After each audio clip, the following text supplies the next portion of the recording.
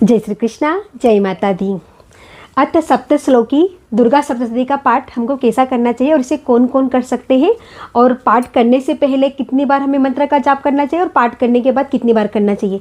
सबसे पहली बात, इसको भाई और बहन सभी कर सकते हैं, स्त्री पुरुष ये सबके लिए अवेलेबल है, सभी कर सकते हैं। फिर दूसरा, जब हम पाठ करते हैं तो सुबह नहा धोकर साफ स्वच्छ कपड़े पहनकर आसन लगाकर, अगर आपने ज्योत की स्थापना करी है, कलश स्थापना करी है, ज्योत लगाई है तो आप बढ़िया वहाँ पर बैठकर करिए, और अगर नहीं करी हो तो आप ऐसे ही बैठ के पाठ कर सकते हैं। फिर दूसरी बात कि जब हम ये पाठ करते हैं तो देखिए, ऐसी बात है कि जब हम स्टार्टिंग में, अगर आपने इसका कभी भी पाठ नहीं करा है, अगर आप पहली बार पाठ कर रहे हैं तो आपको ज़्यादा मंत्र जाप करने की ज़रूरत नहीं है।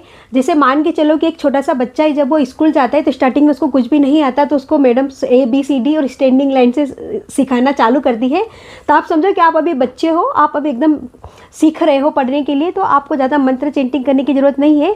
आप सिंपल से गणेश भगवान जी का ध्यान करें। जिन्होंने पहली बार भी नहीं पढ़ा है, मैं उनके लिए बता रही हूँ।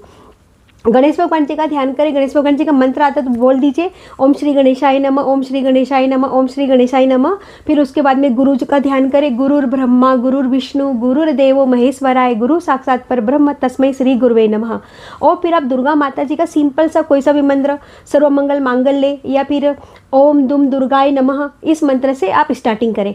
और अगर आपने इसको पहले से पढ़ा हुआ है तो आप दुर्गा माता का जो बीज मंत्र होता है, जिसको नवाना मंत्र भी बोलते हैं, ओम ऐम रीम क्लीम चामुंडाई विच्चे, इस मंत्र की आप 108 बार रुद्राक्ष की माला पर पढ़ने से पहले आप इसका जाप कर सकते हैं, और जब आप पढ़ लेते हैं उसके बाद भी उसका जाप कर सकते हैं।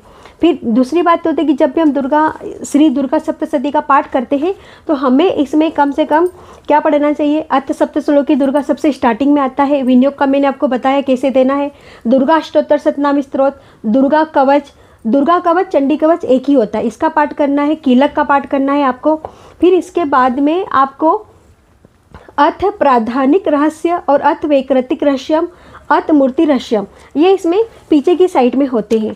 तो देखो, इनको क्या करना चाहिए कि जब हम इनका पाठ करते हैं ना, जैसे कि ये अथ मूर्ति रहस्य में से एक इधर और भी है, तो जब हम इनका पाठ करते हैं ना तो मुंह से आवाज़ नहीं निकालना चाहिए, इसको बिल्कुल साइलेंट में मन से इसका जाप किया जाता है। इसको ज़ोर ज़ोर से नहीं बोला जाता है, बिल्कुल मन में, आपकी होठ भी नहीं हिलना चाहिए, बिल्कुल साइलेंट में। इसी तरह से आप ये मूर्ति रहस्यम, अथ वैकृतिक रहस्यम और अथ प्राधानिक रहस्यम, इन तीनों का पाठ किया जाता है। उसके बाद में आपको सिद्धगुंजी का स्त्रोत का पाठ करना है, और उसके बाद में आपको अध्याय 1 से लेकर 13 तक, अगर आप चाहो तो 13 अध्याय साथ में कर सकते हो, नहीं तो आप 9 दिन के हिसाब से अपने हिसाब से डिसाइड कर सकते हो।